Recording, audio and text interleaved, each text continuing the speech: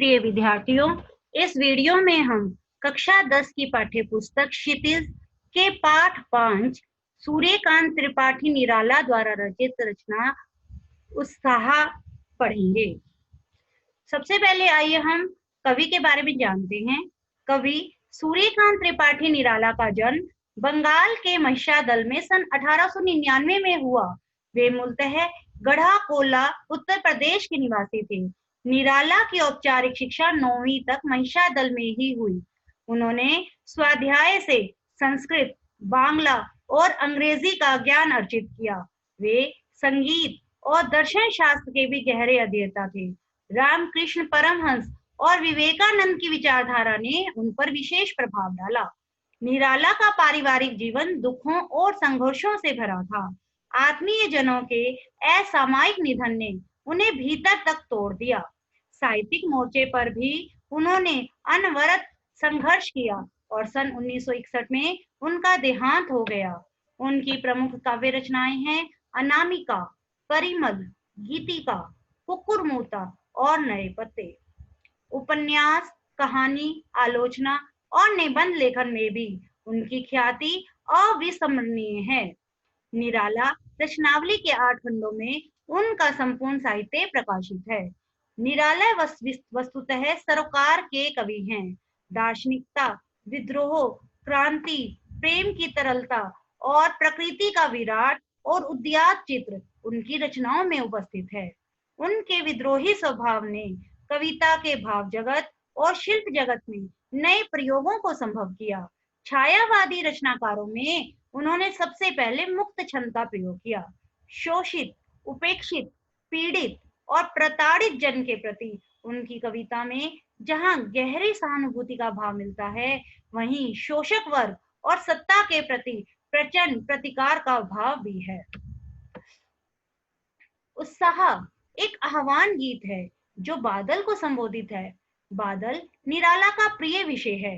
कविता में बादल एक तरफ पीड़ित प्यासे जन की आकांक्षा को पूरा करने वाला है, तो दूसरी तरफ वही बादल नई कल्पना और नए अंकुर के लिए विध्वंस, विप्लव और क्रांति चेतना को संभव करने वाला भी है।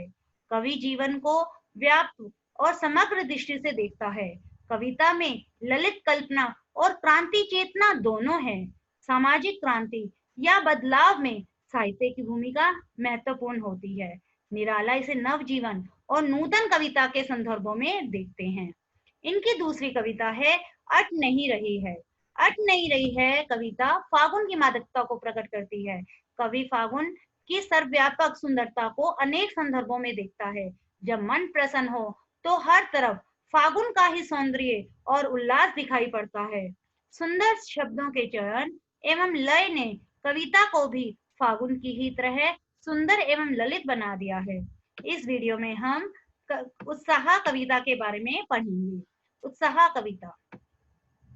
बादल गरजो घेर घेर घोर गगन, धाराधर ओ ललित ललित काले बादल, बाल कल्पना के से पाले, विद्युत छवि उर्मे, वज्र छिपा नूतन कविता, फिर भर दो बादल गरजो। इसके कठिन शब्दों के अर्थ हैं गरजो मीन्स गर्जना करना, घेर घेर घिर घिर कर, घोर भयानक, गगन आकाश, धाराधर बादल, ललित सुंदर, विद्युत छवि बिजली की आभा और हृदय नूतन नई।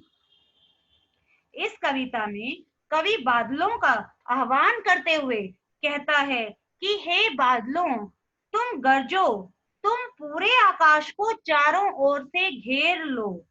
तुम देखने में बहुत सुंदर हो, काले और घुंघराले बालों वाले दिखाई देते हो। तुम्हारा रूप बच्चों की कल्पना के समान हर आकाश में हर पल परिवर्तित होता रहता है। तुम्हारे भीतर तो बिजली की शक्ति छुपी हुई है, विद्युत की शक्ति छुपी है। कवि नई रचना करने वाले कवियों को संबोधित करते हुए कहता है कि तुम अपनी कविताओं से लोगों में उत्साह का संचार करो। तुम्हारी कविताएं लोगों के मन को जोश से भर देंगी, जिससे समाज में शांति होगी और लोगों को नया जीवन मिलेगा। कविता का दूसरा पद्यांश है, विकल विकल उन्मन थे उन्मन, विश्व के निधाग के सकल जन, आए अज्ञात दिशा से अनंत के घन, तप्त धरा जल से फिर शीतल कर दो, बादल बरसो। इस काव्यांश के कठिन शब्दों के अर्थ हैं, विकल का अर्थ होता है परेशान, उन्मन अनमनापन का भाव, निधाग गर्मी, सकल संपूर्ण, अज्ञात जिसका पता ना हो, अनंत जिसका अंत ना हो, घन बादल, तप्त तपती हुई, धरा धरती, शीतल ठंडा। कविता का अर्थ है कि कवि कहता है कि ग्रीष्म ऋतु की तपन से सब लोग व्याकुल हैं और अनमने से हो रहे हैं। हे अज्ञात दिशा से आए हुए बादलों, तुम धरती की इस बेचैनी को अपने शीतल जल से दूर कर दो।